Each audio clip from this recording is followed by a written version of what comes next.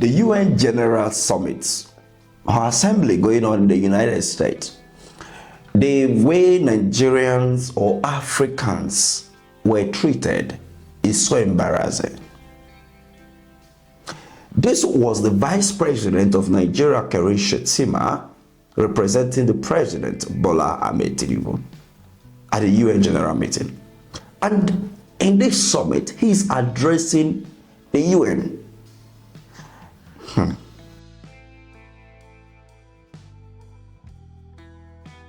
And in his address, two things I will be talking about. Three things. Number one, the Palestinian issue. Number two, the fact that there is nobody in that hall. Number three, the permanent seat at the Security Council.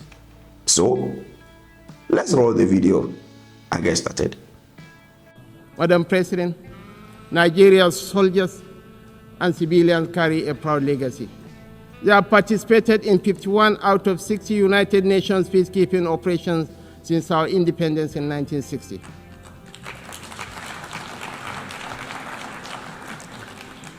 This is why we are not indifferent to the devastations of our neighbors near and distant. This is why we speak of the violence and aggression visited upon innocent civilians in Gaza, the illegal attack on Qatar, and the tensions that scar the wider region. It is not only because of the culture of impunity that makes such acts intolerable, but because our own bitter experience has taught us that such violence never ends where it begins. We do not believe that the sanctity of human life should be trapped in the corridors of endless debate. That is why we say, without stuttering and without doubt, that a two-state solution remains the most dignified path to lasting peace for the people of Palestine. Now, towards the end of this video, you will get the full clip of what he said concerning the Palestine and the issue happening in Gaza and all of that. But the whole of his speech, you can check it on the UN YouTube platform. Yeah, they won't allow me to play that video here in full. So, but to look at the statement he made in parts regarding this particular issue, bringing it in context to the issues bordering Nigerians and Nigeria, he said, and I quote, "We do not believe that the sanctity of human life should be trampled in the corridor of endless debates. That is why we say without scrutiny or without doubt that a two-state solution remains the most dignified path to lasting peace for the people of Palestine." Full stop. Before I go further, since the creation of Nigeria, there have been this marginalization between the eastern part of the country that recognize themselves as the Biafra and to the rest part of the country. A Southeasterner cannot be the president. A Southeasterner is being marginalized. They will never given key position, and no development is even present in the southeastern part of the country. In fact, if you want to talk about second Niger Bridge, but that's not it. Where is the presence of the federal government in the southeastern part of the country since after the Civil War? What are those developmental, policies and things being done in that region of the country? Nothing. But we keep on militarizing the place because the people say they want to have their own country. If we are standing before the whole UN to say that there is crisis between Palestine and the Israeli, okay, fine. The only solution is to make sure that there is two states. Everybody get their own. You be on your own. You be on your own. So why can't we start charity from home? Let's start it from Nigeria here first. Yes. Let's continue reading before I give my whole opinion on this. For too long, this community has borne the weight of moral conflicts. For too long, we have been caught in the crossfire of violence that offends the consciousness of humanity. We come not as partisans, but as peacemakers. We come as brothers and sisters of a shared world, a world that must have have never reduced the right to live into the currency of diverse politics. The people of Palestine are not collateral damage in a civilized search for other. They are human beings equal in wealth, entitled to the same freedom and dignity that the rest of us taken for granted. Is it not the same thing you people are doing to the southeastern part of the country? The Igbos, is it not the same thing you people are doing to the Igbos? You militarize the Igbo, the southeastern region. Every 2 kilometers, you see 1 kilometer, you see military force there, all in the name of there is insecurity and all of that. Whereas the north, where they are throwing bomb and what of, you won't see any military anything checkpoint there. Because I visit the north too frequently to know that. You don't need to tell me that. Don't need, even a blind man knows that the southeastern part is militarized. Okay. Are the Igbos now collateral damage? Let's speak sense to us, to ourselves. Nigeria must be one. Nigeria must be one. We agree. Let's give a level playing ground. Let everybody now participate in the national cake that Nigeria possesses. No. Then divide the country. Let everybody rest now. That is just the honest truth. You are here advocating for another country. You are here advocating for another region. You are here advocating for people far many kilometers away from you, but you fail to do the same thing in your own home states. Come back to Nigeria here. Let's talk about insecurity. They are throwing grenades here and there in the north. Go to Katsina, people cannot sleep with their 2 eyes closed. But you are here talking about, are the people there now collateral damage? Fighting security more than you fight for what do they call it? Revenue. Article is saying recently. So I can't just get it. Why are you so much concerned of what is happening in Palestine? Yes, we should cry out, we should speak up when injustice is visiting our neighbors, but not when you also is doing the same thing at your own backyard. It doesn't make any sense. You're talking about injustice to one far away, but you are here doing the same thing to your brother next door to you. Would I even call it brother? Or your own son? Let me put it that way. Does that make any sense? No, you be the judge.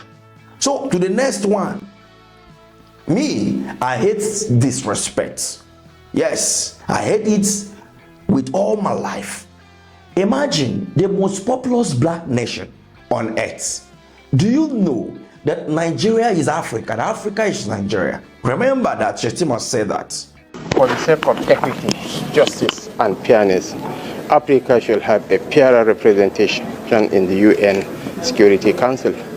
Naturally, when you talk of Africa, Nigeria is Africa and Africa is Nigeria. Oh yes, Nigeria is Africa, Africa is Nigeria. If Nigeria fail, Africa fail. If Africa fail, Nigeria fail. Simple. How can the president of Nigeria be giving speech to empty chairs? Embarrassing. But if it is other nations of the world, you will see the hall filled to the brim. Do you know why? They have something, they have a value to add. What is Nigeria giving out? Nothing. We go out there and all we keep on saying is how to, take loans, keep begging, speaking like beggars, no authority when we speak. Every time we talk like people that have nothing. But look at France. France own nothing. They have nothing, but they have one of the largest gold reserves in the world. And they harvest or harness all of these from Africa. Then you have an African president speaking, and then he's speaking to empty chairs. It is madness. I think we have to redefine and rethink and come to think of how we can develop ourselves, look inward. And first and foremost, we have to start from ending corruption, because it is because of corruption that all the nations of the world have now seen us finish.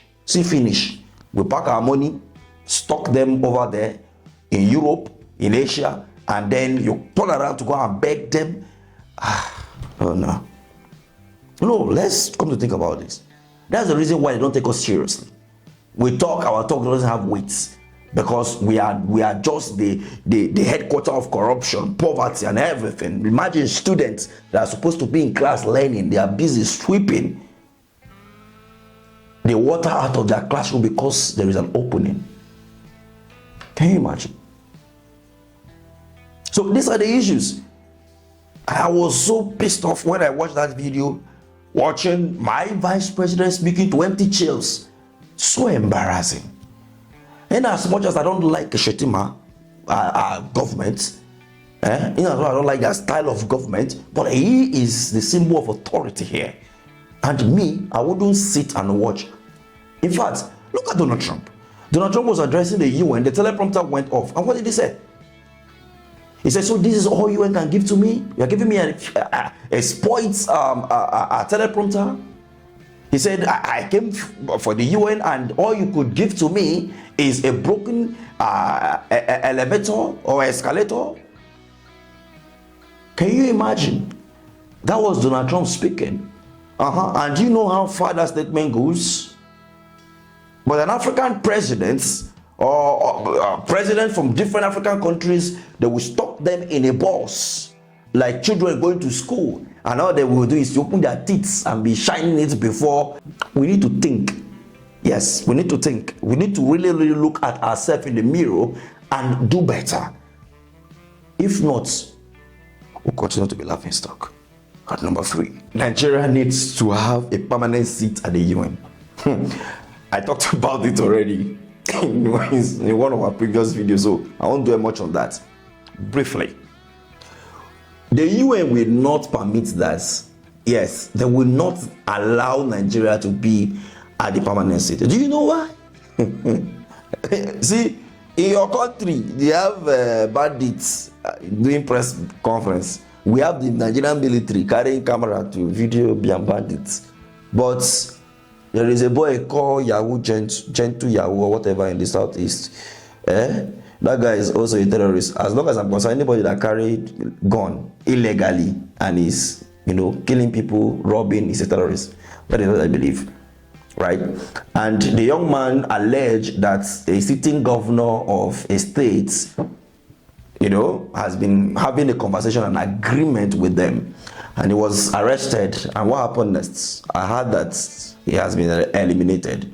I don't know whether it is true, but I've been seeing the news flying and still been checking to confirm whether he's dead or not. But you see, was he arrested because he made that allegation or because of the offense that he has been committing, of which he didn't just committed an offense yesterday, he has been. So let's assume that they have not been able to arrest him all along, but they just arrested him. Then why did you have to unalive him? Remember what happened to Anini? When Anini was caught, they had the opportunity to shoot him, but they disarmed him by removing his legs. And during the investigations and all of that, they found out that there were some officers that were part of the operation of Anini in the 80s. If you don't know the story, go and read about it. So you see, they have unalived this person allegedly, and because he allegedly accused the sitting governor. You know the governor now, Imo State governor. If you want to hear it, that's what I will do a video about that and bring it to your notice. So come to think about it, are you thinking that the UN will ever think of making a seat permanent for an African state and even consider Nigeria a country that's you are breeding terrorism, you are living terrorism, you are killing your citizens, the life of your citizens doesn't matter, and in a state or in a council where they discuss issues of security of the world, you think they will allow you to come into that room to come and sit down to do what? No, tell me now, to do what? So you can have the information to go and tell them and tell your terrorist organization. They declared APC and PDP a terrorist organization. Is that not Canada that did that? UK joined and all of that. We are seeing sanctions coming, banning of visas left, right, and center. And which government from which political party is governing the country as of today? Is it not APC that has been declared as a terrorist organization by Canadian government, and others are following suit? You see? So Ask me. We never accept that. It has been a cry for many governments before this particular government. Yes, I believe that Nigeria deserves a seat there. Of course, we deserve a seat. But the problem is that we have a problem here. It is not there. Having a permanent seat there will not solve our problem in Nigeria. That is the problem. Having a permanent seat in the UN will not solve our problem here. Mr. President, have this to your brain. If you are not thinking, please, somebody should help you think. The problem in Nigeria is to make sure that you end insecurity and stabilize the economy. The economy of Nigeria is not stabilized. People are dying and dying of hunger. A bag of rice when you came into office was how much? How much is it today? You will say the price is dropping. Dropping to what? Until you bring it lower than you met it, you have done nothing, sir. Until security become better than you met it, you have done nothing, sir. Hey, I don't tire for Nigerian matter, to be honest. But this is my own take concerning what the vice president said at the UN, because it makes a lot of sense. But then let's look inward first. You don't go outside and be shouting that when your house is on fire. Come and quench the fire first before you go outside and be shouting.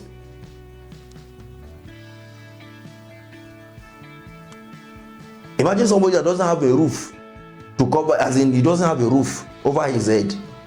He's going outside to tell another person that you are supposed to provide roof over your own family. Meanwhile, your own house, you don't have roof over your own people. And you are telling another person that you are supposed to provide roof to cover. It doesn't make any sense now. It doesn't make any sense. And this is not about what makes sense and what doesn't make sense. This is about doing the right thing. So, Mr. President, nice message at the UN, but then please come back home and do the right thing first. We know that Tinubu is in Nigeria, but the authority that went to have spoken. Thank you for representing Nigeria and Africa. I mean, I believe that the presidents of other countries will speak for themselves. I will speak for Nigeria. Me, I'm not satisfied with what is going on in Nigeria, and for that reason, I'm asking that we first fix our problem here first before we go and make demand. Nobody comes to your country to invest when you don't have lights, you don't have security. There's no lights, no lights. Everybody's, and next year now you will be telling us to come and be paying tax. Tax to do what?